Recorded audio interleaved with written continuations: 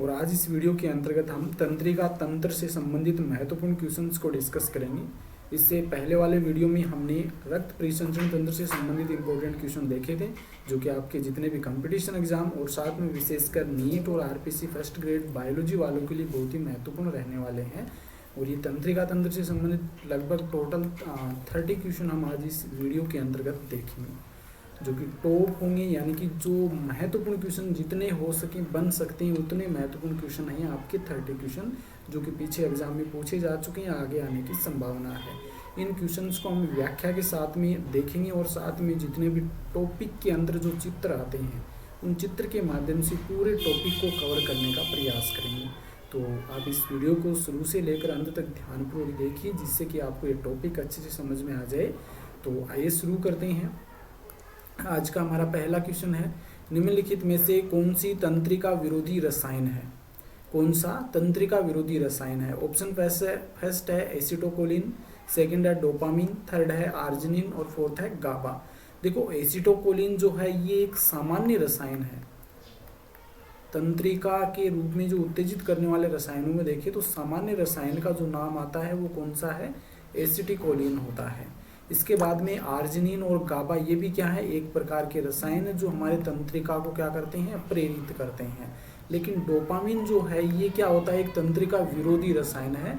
तंत्रिका के कार्य को रोकने का कार्य करता है, ये विरोध करने का कार्य करता है।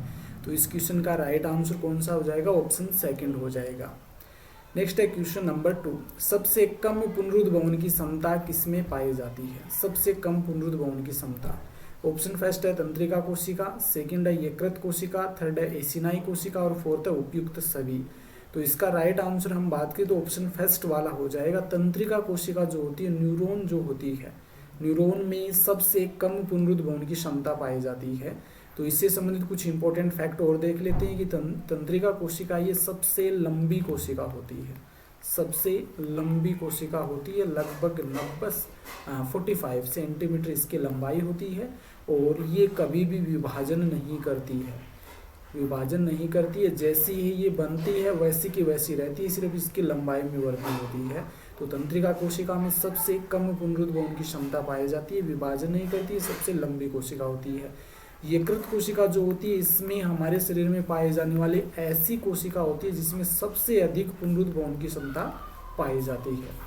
तो ये क्वेश्चन भी पूछा जा सकता है कि सबसे अधिक पुनरुद्भवन की क्षमता किसमें पाई जाती है? यकृत कोशिका में पाई जाती है।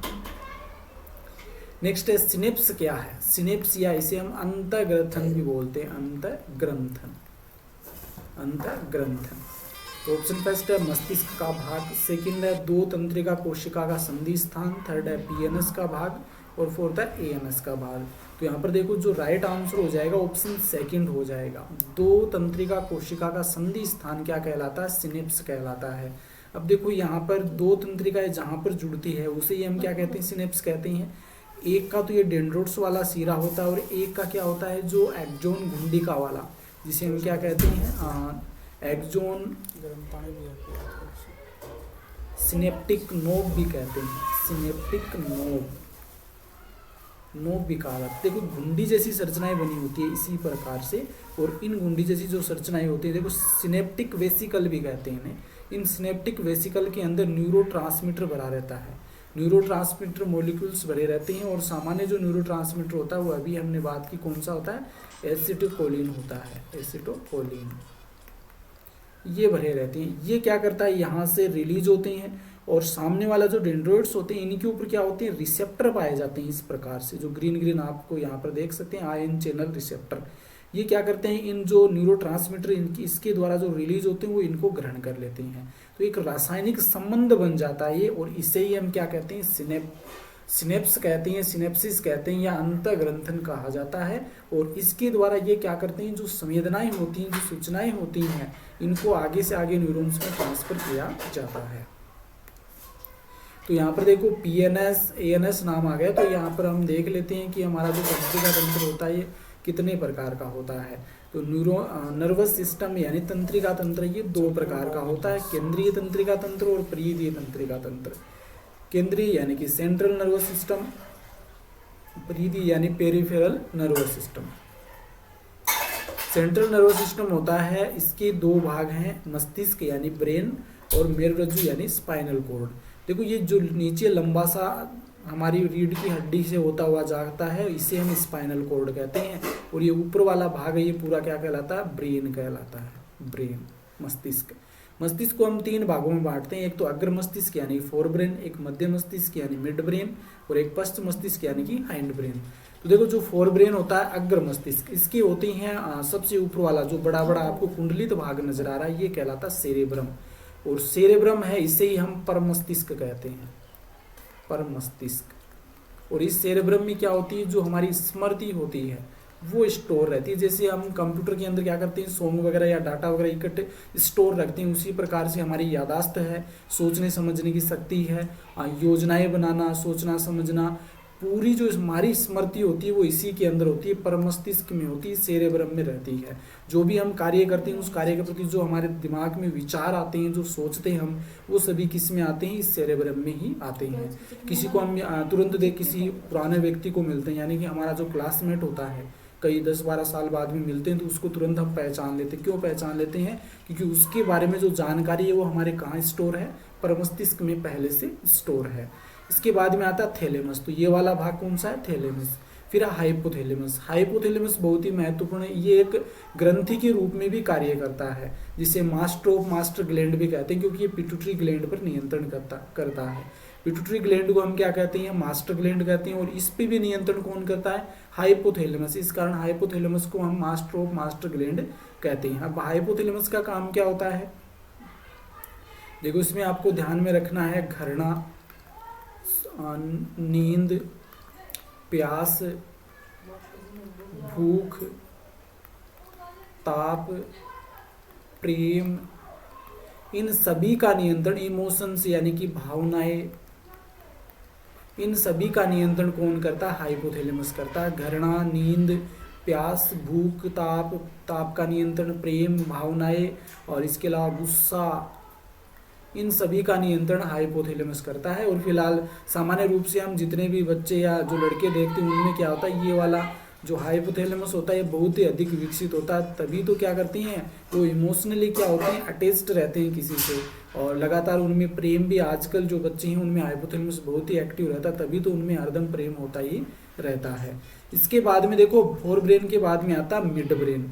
मिड ब्रेन ये वाला भाग कहलाता है मिड ब्रेन। तो मिड ब्रेन में देखो सामान्यतः हमें ध्यान में रखने हैं, 2 लोब होते हैं, वो तो कहलाते हैं घ्राण लोब, और 2 लोब होते हैं वो हमारे देखने से संबंधित होते हैं, देखने से संबंधित होते हैं। 2 होते हैं सूंघने से संबंधित, सूंघने से संबंधित, यहाँ पे लिख देता हूँ, 2 सूंघने से संबंधित लोब होते हैं और 2 होते हैं देखने से संबंधित। और ये सूंघने और देखने दोनों का कार्य है वो किसके द्वारा किया जाता है? मिड ब्रेन के द्वारा किया जाता है।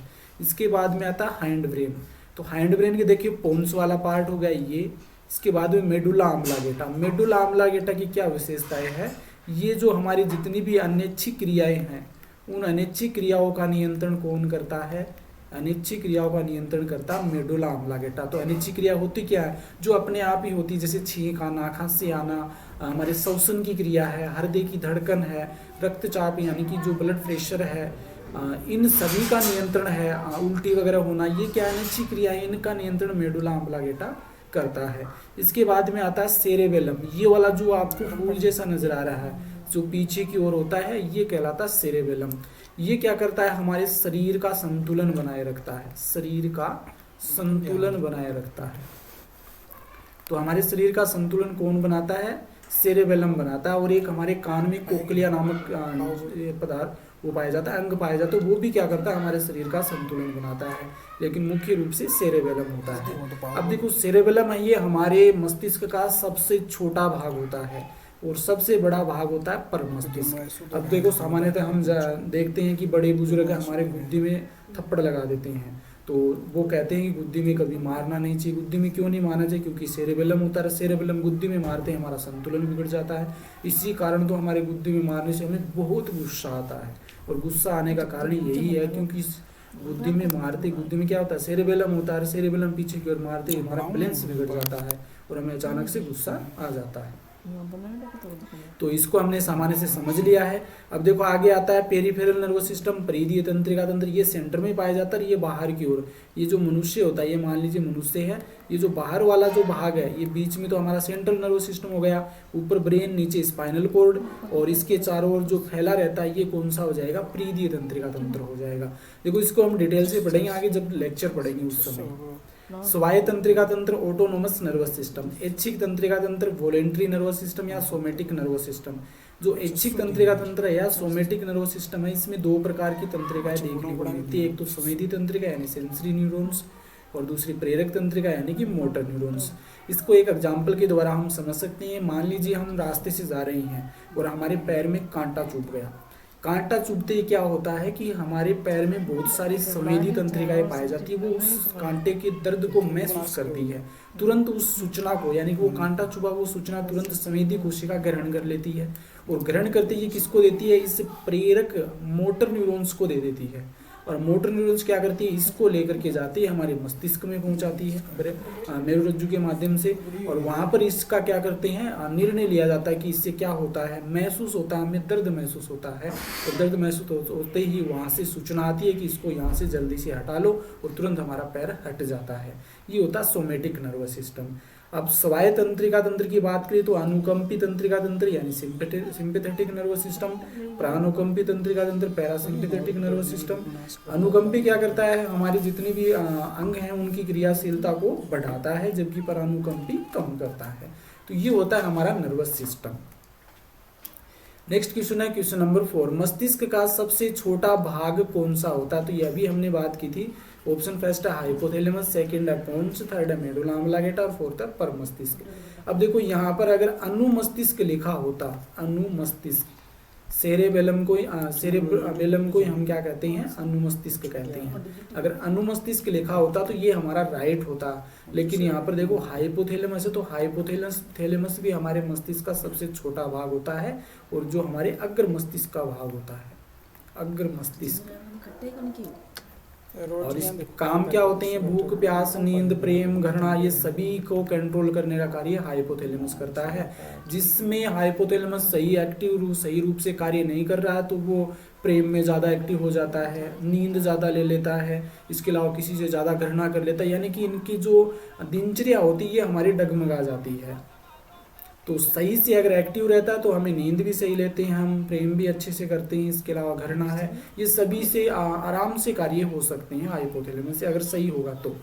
ऑप्शंस की बात करें पोन्स, तो यहाँ पर आप देख सकते हैं ये होता है पोन्स। मेडुला ऑब्लांगेटा, ये मेडुला ऑब्लांगेटा है जहाँ पर श्वसन से संबंधित, श्वास केंद्र, रक्त परिसंचरण का केंद्र, हृदय नियंत्रण केंद्र, ये पाए जाते हैं हमारे मेडुला ऑब्लांगेटा में। तो हाइपोथैलेमस से ज्यादातर क्वेश्चन ताप से संबंधित पूछा जाता है कि ताप का नियंत्रण कौन करता है? हाइपोथैलेमस करता है। नेक्स्ट है क्वेश्चन नंबर 5, शरीर का संतुलन मस्तिष्क का कौन सा भाग बनाता है? शरीर का संतुलन मस्तिष्क का कौन सा भाग बनाता है? वेरी वेरी इंपॉर्टेंट क्वेश्चन है, छपने वाला क्वेश्चन है। ऑप्शन फर्स्ट है अनुमस्तिष्क, सेकंड है पोन्स, थर्ड है परमस्तिष्क, और फोर्थ है मेडुला ऑब्लांगेटा।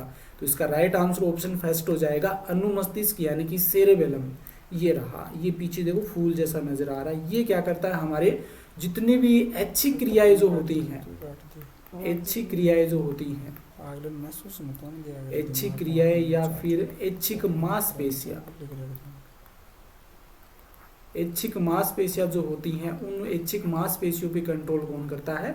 सेरेबेलम करता है, और ये हमारे शरीर का कंट्रोल भी करता है। और सबसे छोटा भाग भी कौन सा होता है? अनुमस्तिष्क होता है। नेक्स्ट है यदि किसी व्यक्ति की दुर्घटना में स्मृति चली जाए, यादाश्त चली जाए, तो मस्तिष्क का कौन सा भाग प्रभावित होता है? तो बहुत ही महत्वपूर्ण क्वेश्चन है, अप्लाइड क्वेश्चन है, और इस प्रकार के क्वेश्चन आजकल पूछे जाते हैं। तो मस्तिष्क का कौन सा भाग प्रभावित होगा अगर दुर्घटना में स्मृति यादाश्त चली जाए? तो यहाँ पर देखो ऑप्शन फर्स्ट है हाइपोथैलेमस, सेकंड है परमस्तिष्क, थर्ड है मेडुला ऑब्लिंगेटा और फोर्थ है पोन्स। अगर स्मृति की हम बात कर रहे हैं तो ये कौन सा हो जाएगा, ऑप्शन फर्स्ट हो जाएगा। ये मैंने पहले ही बता दिया है। स्मृति आपकी जो मेमोरी होती है वो किसमें होती है, परमस्तिष्क में होती है, सेरेब्रम में होती है। जिस प्रकार से हम कंप्यूटर में डाटा स्टोर करते हैं वो डाटा स्टोर हमारे मस्तिष्क में, हमारे ब्रेन में किसमें होते हैं, परमस्तिष्क वाले भाग में होते हैं। इसमें स्मृति है, याददाश्त है, इसके अलावा सोचने समझने की शक्ति है, भाषा जो अलग अलग भाषा बोलते हैं। जब शुरुआत में जन्म लेते तो हमें कोई भी भाषा नहीं आती है, लेकिन जब धीरे धीरे बड़े होते हैं तो जो सुनते हैं ना वही हम स्टोर कर लेते हैं, किसमें, पर मस्तिष्क में स्टोर कर लेते हैं। तो पर मस्तिष्क इसका राइट आंसर हो जाएगा। ताप का नियंत्रण मस्तिष्क के किस भाग में होता है, ये भी वेरी वेरी इंपॉर्टेंट क्वेश्चन है। ताप का नियंत्रण मस्तिष्क के किस भाग में होता है, ऑप्शन फर्स्ट है पोन्स, सेकंड है मध्य मस्तिष्क, थर्ड है हाइपोथैलेमस और फोर्थ है सेरेबेलम। तो इसका राइट आंसर ऑप्शन थर्ड हो जाएगा। जो हाइपोथैलेमस होता है यही क्या करता है, ताप का नियंत्रण करता है। नेक्स्ट है घ्राण पिंड कहाँ उपस्थित होते हैं, वेरी वेरी इंपॉर्टेंट क्वेश्चन है ये भी। घ्राण पिंड कहाँ उपस्थित होते हैं। अब देखो यहाँ पर एक महिला की तस्वीर दिखाई गई जो कि गुलाब को सूंघ रही है। गुलाब में किस प्रकार की खुशबू आ रही है, वो खुशबू ले रही है। बहुत ही इमोशनल टाइप की लड़की है ये, और बहुत ही मतलब एक्टिव टाइप की है, जो कि यहाँ से सूंघने के बाद जो खुशबू होती है यहाँ से होती हुई कहाँ जाती है, हमारे ब्रेन में जाती है। और ब्रेन के कौन से भाग में जाती है, यहाँ पर देखो सेरेबेलम, सेरेब्रम, पोन्स, मेडुला ऑब्लिंगेटा। तो मेडुला ऑब्लिंगेटा ये तो पीछे नीचे रह गए ना, तो ऊपरी ऊपर क्या बच गया, सेरेब्रम बच गया।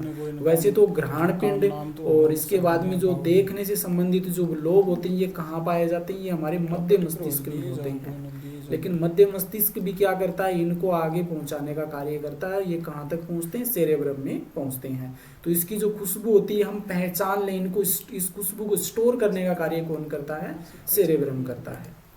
नेक्स्ट है भावनाओं का नियंत्रण किससे होता है, जो इमोशंस होते हैं इनका नियंत्रण किससे होता है, प्रेम का नियंत्रण किससे होता है। ऑप्शन फर्स्ट है हाइपोथैलेमस, सेकंड है परमस्तिष्क, थर्ड है मध्य मस्तिष्क और फोर्थ है पोन्स। तो ये हमने पहले ही बात कर ली किसमें होता है, हाइपोथैलेमस से। ये करता है भावनाओं का नियंत्रण, इमोशंस का नियंत्रण। नेक्स्ट है सीएसएफ कहाँ पाया जाता है। सीएसएफ मतलब होता है सेरेब्रोस्पाइनल फ्लूइड। सेरेब्रोस्पाइनल फ्लूइड है, ये कहाँ पाया जाता है। ऑप्शन फर्स्ट है डूरामेटर व एरेक्नोइड के मध्य, दूसरा है एरेक्नोइड व पायरामीटर के मध्य, तीसरा है ड्यूरामीटर व पायरामीटर के मध्य और फोर्थ है उपयुक्त सभी। अब देखो यहाँ पर जो नाम दे रखे हैं ना, ये नाम दे रखे हैं आपके मस्तिष्क के चारों ओर जो लेयर पाई जाती है। ये जो मस्तिष्क होता है इसके चारों ओर 3 लेयर पाई जाती है, और उसके बाद में सबसे बाहर तो क्या होती है, स्किन, फिर स्कल यानी खोपड़ी, फिर शुरू होती है 3 लेयर। उसमें सबसे बाहर की ओर होती है डूरामेटर, डूरामेटर जिसे हम दृढ़ तानिका कहते हैं, दृढ़ तानिका। और इसके बाद में होती है एरिक्नोइड। तो एरिक्नोइड जो होती है, एरिक्नोइड को बोलते हैं हम मर्दू तानिका, एरिक्नोइड को मर्दू तानिका कहते हैं। फिर आती है पायामीटर, पायामीटर को हम कहते, सॉरी एरिक्नोइड को हम जाल तानिका कहते हैं। यहाँ पर थोड़ा सा ध्यान में रखना है। सबसे बाहर की ओर हो जाएगी दृढ़ तानिका, और फिर है जाल तानिका, और फिर हो जाएगी ये जो ये वाली अंदर वाली, सबसे अंदर वाली मर्दू तानिका। ये जो पायामीटर होती है ये होती है मर्दू तानिका। ये आपको ध्यान में रखना, ये मर्दू नहीं, ये जाल हो जाएगी। तो सबसे बाहर दृढ़, फिर जाल और फिर मर्दू। अब देखो यहाँ पर पूछा क्या है, सीएसएफ कहाँ पाया जाता है। तो सीएसएफ कहाँ नजर आ रहा है आपको, ये देखो ये रहा, ये सीएसएफ बना रहता है। तो ये एरिक्नोइड और पायामीटर के मध्य पाया जाता है, एरिक्नोइड और पायामीटर के मध्य, एरिक्नोइड और पायामीटर। ऑप्शन सेकंड हमारा राइट हो जाएगा। तो सेकंड इसका राइट आंसर हो जाएगा कि जो हमारी जाल तानिका और मर्दू तानिका उसके मध्य सीएसएफ पाया जाता है।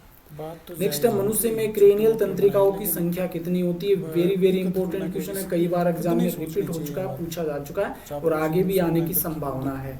मनुष्य में क्रेनियल तंत्रिकाओं की संख्या कितनी होती है, कपाल तंत्रिकाओं की संख्या कितनी होती है।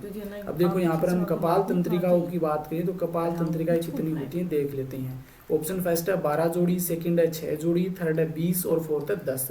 तो ऑप्शन फर्स्ट हमारा राइट हो जाएगा। 12 जोड़ी हैं वो कपाल तंत्रिकाएं पाई जाती हैं। अब इनके हम नाम भी यहाँ पर हम देख लेते हैं।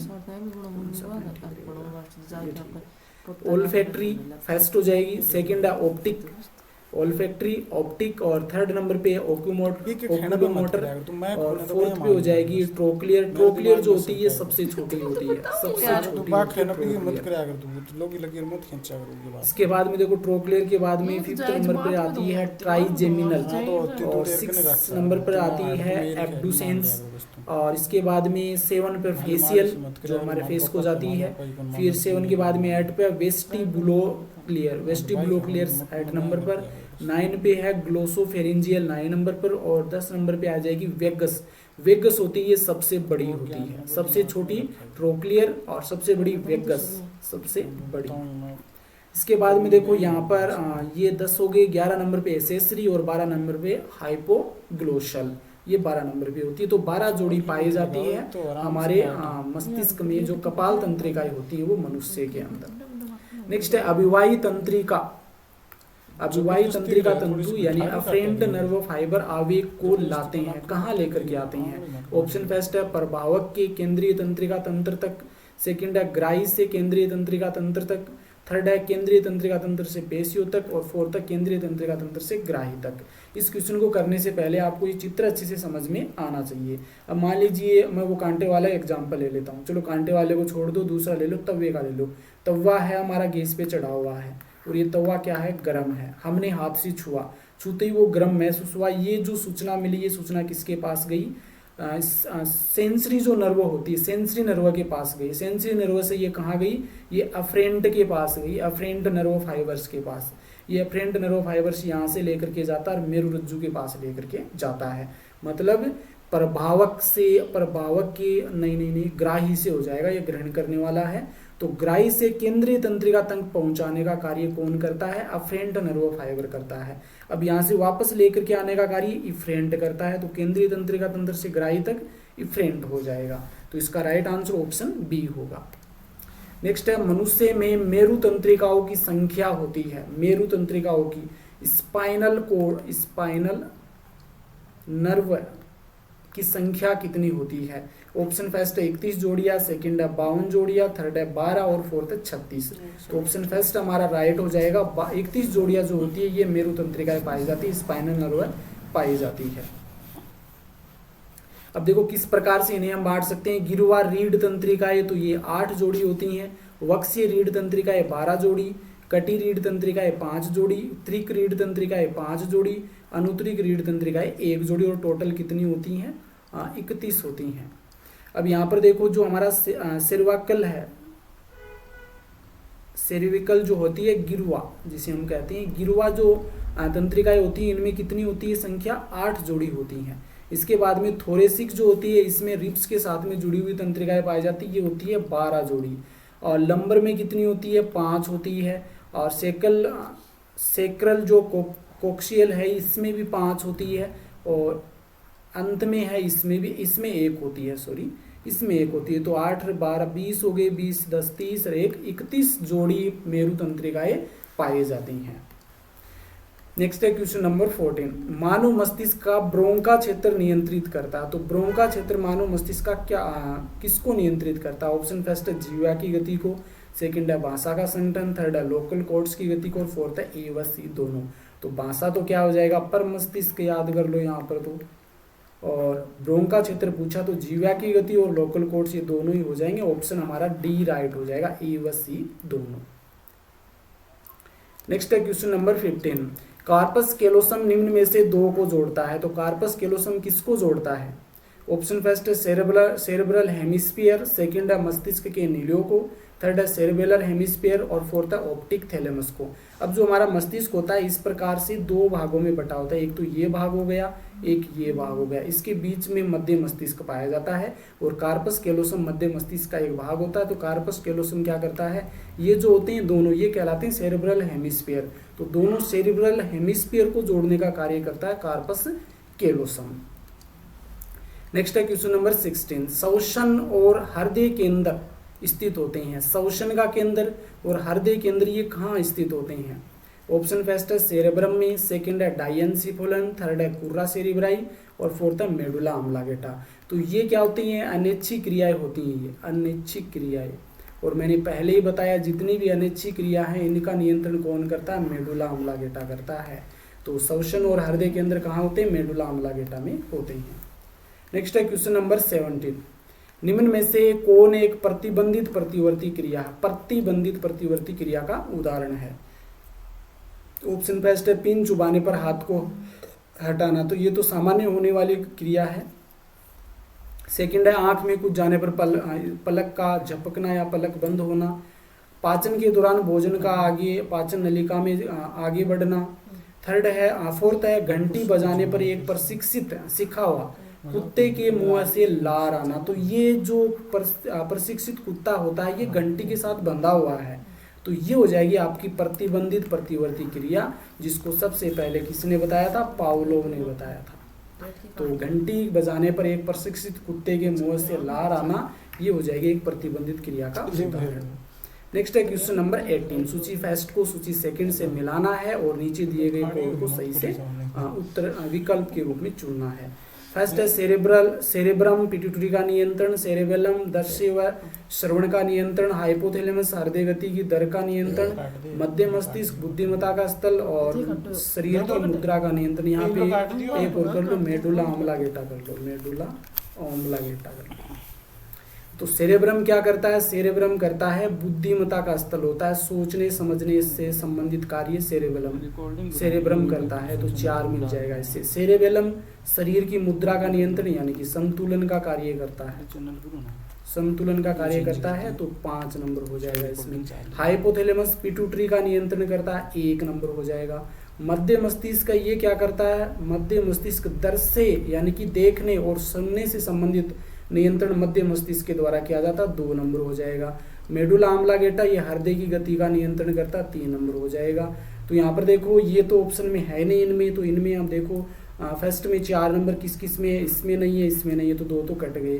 फिर सेरेबेलम इसमें भी है, इसमें भी है। हाइपोथैलेमस में 1, तो 1 इसमें है, मतलब 4 वाला हमारा राइट हो जाएगा।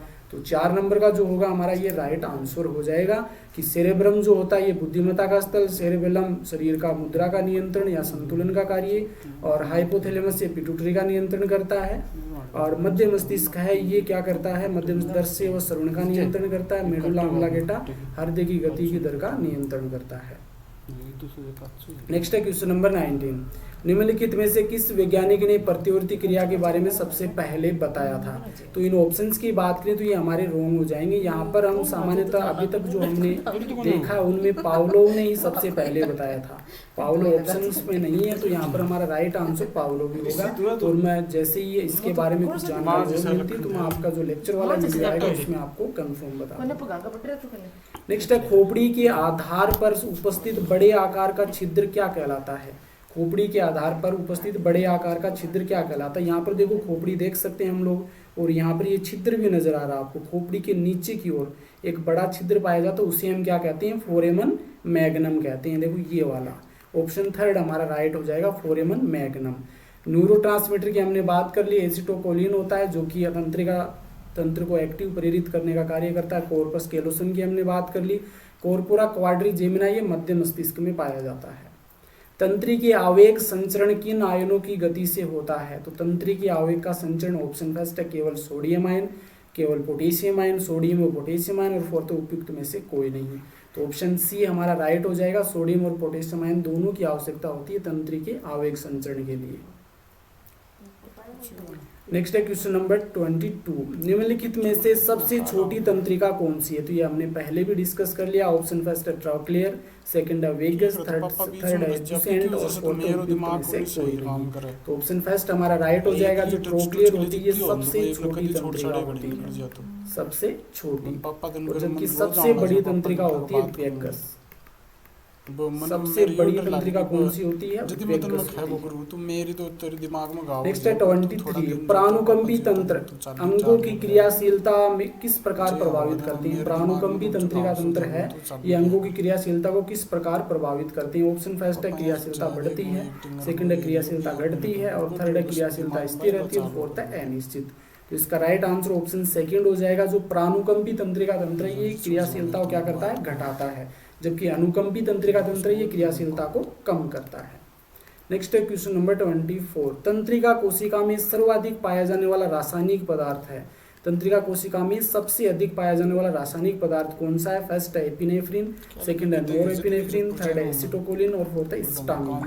तो इसका राइट आंसर ऑप्शन थर्ड हो जाएगा, एसिटोकोलिन होता है, ये तंत्रिका कोशिका में सर्वाधिक मात्रा में पाया जाता है। एपिनेफ्रिन और नोरेपिनेफ्रिन ये हमारी एड्रिनल ग्रंथि से सीक्रेट होते हैं, एड्रिनल ग्रंथि से, और इन्हें हम आपातकालीन हार्मोन हार्मोन कहते हैं, इमरजेंसी हार्मोन। नेक्स्ट है तंत्रिका कोशिका में वसा की परत पाई जाती है तो वो क्या कहलाती है? ऑप्शन फर्स्ट है रेनवियर के नोड, सेकंड है डेंड्रोन, थर्ड है एक्सोन और फोर्थ है माइलिन शीथ। तो यहाँ पर एक बार इसकी संरचना को समझ लो। देखो सबसे आगे वाला जो मोटे वाला भाग है ये कहलाता सेल बॉडी, या जिसे हम सोमा कहते हैं। इसमें एक केंद्र पाया जाता है जिसे न्यूक्लियस कहा जाता है, इसमें छोटे छोटे कण पाए जाते हैं जिसे न्यूक्लियस कण कहा जाता है, और फिर इससे धागेनुमा ऐसे कुछ संरचनाएं निकली रहती है, ये डेंड्राइट्स कहलाती है, ध्रुवीकाएं कहलाती है। और एक लंबा तंतुनुमा संरचना निकली रहती है जिसे एक्सोन कहते हैं, तंत्रिकाक्ष कहा जाता है, तंत्रिकाक्ष जोर की बात करें।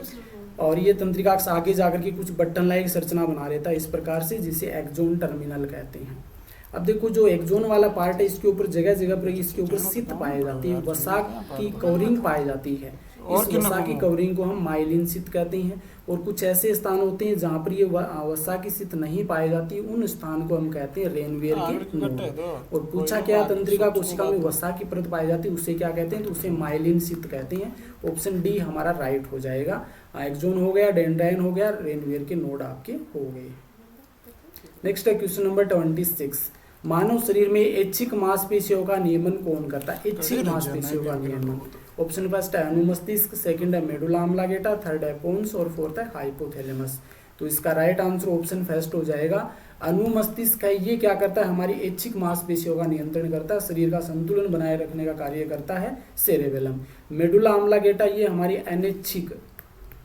अनैच्छिक मांसपेशियों का नियंत्रण है, मेडुला ऑब्लांगेटा करता है। नेक्स्ट है 27। निम्नलिखित में से कौन से रोग में व्यक्ति की याददाश्त खोने लगती है? तो कौन सा रोग है जिसमें व्यक्ति की याददाश्त खोने लगती है? तो ऑप्शन फर्स्ट है मेनिंजाइटिस, सेकंड है अल्जाइमर, थर्ड है पार्किंसनिज्म और फोर्थ है उपयुक्त में से कोई नहीं। तो ऑप्शन सेकंड हमारा राइट हो जाएगा। अल्जाइमर में व्यक्ति की याददाश्त वो खोने लगती है, जबकि मेनिंजाइटिस होता है ये मस्तिष्क की झिल्लियों से संबंधित रोग होता है। नेक्स्ट है क्वेश्चन नंबर 28। मस्तिष्क का सबसे बड़ा भाग कौन सा होता है? सबसे बड़ा भाग ये हमने पहले ही बात कर ली है, पर मस्तिष्क जो होता है, सेरेब्रम जो होता है, ये मस्तिष्क का सबसे बड़ा भाग होता है, जबकि सबसे छोटा होता है अनुमस्तिष्क। अगर अनुमस्तिष्क ऑप्शन में ना हो तो फिर हाइपोथैलेमस हो जाएगा। नेक्स्ट है क्वेश्चन नंबर 30। आज का हमारा अंतिम क्वेश्चन है, निम्नलिखित में से कौन सा केंद्र मस्तिष्क में श्वास लेने की क्रिया का नियमन करता है? श्वसन की क्रिया का नियमन करता है, कौन सा केंद्र है? ऑप्शन फर्स्ट है कूरा सेरिब्राई, सेकंड है ब्रोंकस क्षेत्र, थर्ड है न्यूमोटॉक्सिक केंद्र और फोर्थ है उपयुक्त में से कोई नहीं। तो इसका राइट आंसर ऑप्शन सी हो जाएगा। न्यूमोटॉक्सिक केंद्र होता है, ये श्वसन की क्रिया का नियंत्रण करता है और ये मेडुला ऑब्लांगेटा में पाया जाता है। तो इस प्रकार से जो टॉप बायोलॉजी के नर्वस सिस्टम से संबंधित 30 क्वेश्चन है वो हमने आज इस वीडियो के अंदर डिस्कस किए हैं, और साथ में हमने टॉपिक भी डिस्कस किया है, और जो ऑप्शंस थे उन ऑप्शंस को भी हमने डिस्कस किया। इस प्रकार से आपके 100 से 150 क्वेश्चन कवर हो जाते हैं। वीडियो अच्छा लगा है तो लाइक कीजिए, वीडियो को अधिक से अधिक शेयर कीजिए, चैनल को सब्सक्राइब कर लीजिए।